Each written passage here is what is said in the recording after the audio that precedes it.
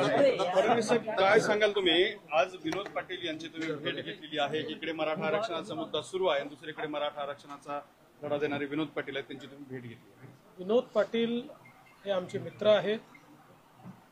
ज्यावेळी मराठा समाजाला आरक्षण देण्याचा विषय होता आणि मी मुख्यमंत्री होतो, त्यावेळी त्यांची विशेष मदत या आरक्षणाच्या कामामध्ये झाली होती. आणि हे आरक्षण कसं द्यायचं, ते कसं टिकवायचं या संदर्भात सातत्याने ते आम्हाला मदत करत होते.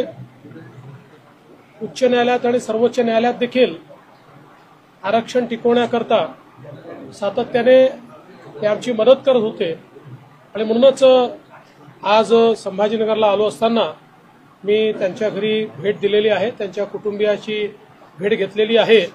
त्यामुळे ही कुठली राजकीय भेट नाही, ही 100% कौटुंबिक भेट आहे. एकीकडे मनोज जरंगे म्हणतात की फाडायचे आणि कोणाला निवडायचं हे ठरवण्याचा उद्या ते निर्णय घेणार आहेत आणि यामध्ये त्यांचा राग जो आहे तो बऱ्यापैकी भारतीय जनता पार्टीवरती आतापर्यंत दिसलेला आहे.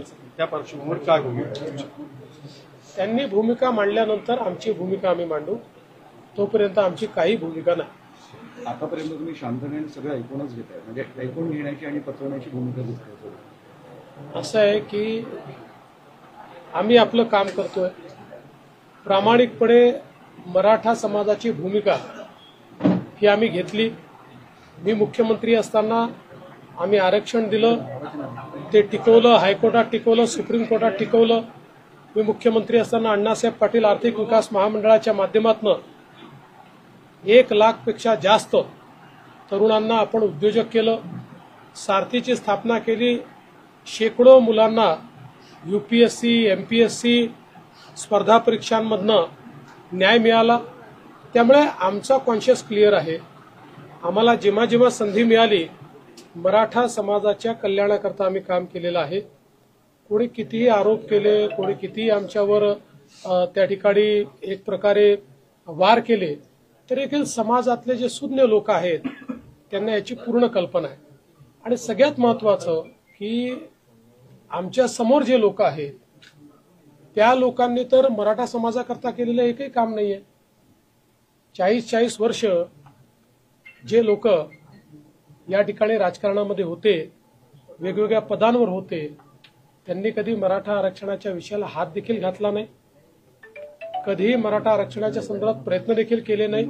किंबहुना मराठा समाजाला आरक्षणाची गरज नाही अशा प्रकारची त्यांनी अनेक दशक भूमिका मांडली आहे. त्यामुळे आता जनता फैसला करेल. ही राजकीय भेट नाही असं तुम्ही म्हणताय, पण विनोद पाटील यांच्या घरी येणं आणि मराठा आरक्षणाची ते याचिका करते होते, काही तर संदेश मराठा समाजात जाईलच ना? नाही, मला असं वाटतं की मी त्या संदेशाचा काही विचार केलेला नाही. मी 100% कौटुंबिक भेटी करता आलेलो आहे. विनोद पाटील यांनी पाठीमागच्या वेळेला लोकसभा निवडणूक लढवण्याची इच्छा व्यक्त केली होती. त्यापूर्वी त्यांना MLC देण्याचाही प्रयत्न झाला होता. आता मात्र ते राजकीय दृष्ट्या म्हणजे त्यांना काही पुढचं भविष्य दिसत नाही. त्या दृष्टिकोनातून आरक्षण असं आहे की पहिल्यांदा तर एक लक्षात ठेवा, राजकारणामध्ये एक निवडणूक कोणाचं भविष्य ठरवत नाही. राजकारणामध्ये योग्य वेळी योग्य गोष्टी घडत असतात. आणि मला असं वाटतं की त्यांच्यामध्ये नेतृत्वाचे गुण आहेत. त्यांनी सातत्याने राजकीय भूमिकेपेक्षा सामाजिक भूमिका स्वीकारलेली आहे. ते ज्या दिवशी पूर्णपणे राजकीय भूमिका स्वीकारतील त्या दिवशी कदाचित वेगळा विषय आपल्याला पाहायला मिळेल. राज्यात गुंडांच्या टोळ्यांच्या माध्यमातून या निवडणुका लढवण्याचा प्रयत्न केला जातो. माझ्याकडे गुंडांच्या टोळ्यांची किंवा गुंडांची यादी आहे आणि ती मी सत्यनारायण चौधरी यांना देऊ सुद्धा शकतो असं संजय राऊत म्हणाले.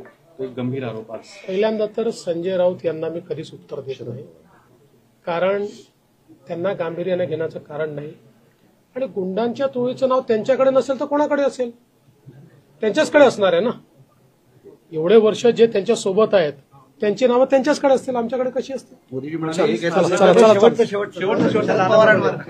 शरद पवार म्हणाले आहेत की मोदीजी ही निवडणूक जातीयतेकडे घेऊन जात आहे, कारण मोदीजींचं विधान होतं एक आहे तो सेफ आहे, आणि शरद पवारांनी तो आरोप केलेला आहे. म्हणजे मग समाजामध्ये विभाजन झालं तर चांगलं आहे असं पवार साहेबांचं म्हणणं आहे का? मोदीजी स्पष्टपणे सांगतायत एक आहे तो सेफ आहे. याच्यामध्ये वावगं काय? समाजाने एक राहावं हे म्हणणं जर कोणाच्या पोटात दुखत असेल तर मग त्यांच्या मनात नेमकं काय आहे? विभाजन करून राजकारण करायचं अशा प्रकारची मानसिकता त्यांची आहे का, हा सवाल यातनं पैदा होतो. एक है तो सेफ है, एक है तो सेफ है.